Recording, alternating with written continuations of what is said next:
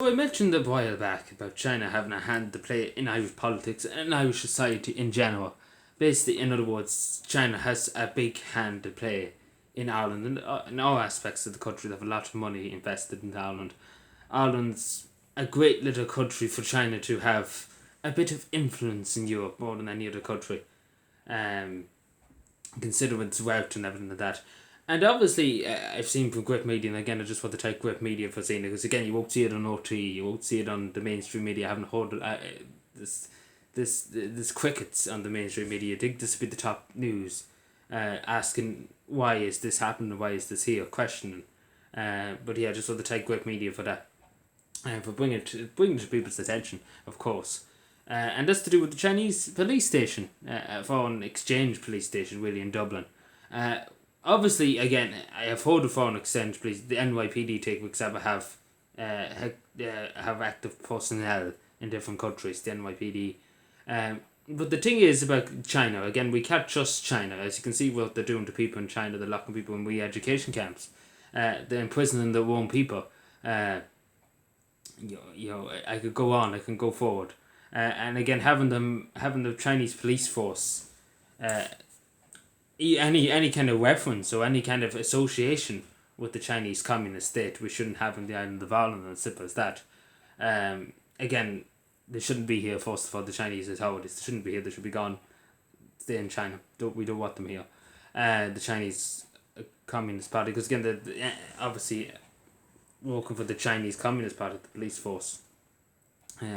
And obviously that shouldn't be allowed, and obviously I think I read an article in Grip Media there about a few hours ago, and obviously Minister Helen McAtee said she's concerned over it. Obviously I'm sure she had an idea that this was going on. I'm sure they just didn't wander up one day and they put it up. Obviously I say it's there years, and a few brown envelopes you forget very quickly. A few politicians forgets very quickly. But let's be fair now. Helen McAtee, people like her, would sell the country out, would sell you and me out in 5 minutes. They take nothing of us. They basically take nothing of, as Micheál Martin said, we want nothing to do with the backwards idea of sovereignty. And that basically tells you all you need to know. The Taoiseach saying that. Backwards idea of sovereignty. Yes. That's just the beginning and end of it. That's the narrative of Fianna Fáil and Fine Gael and the whole parties in Indian government.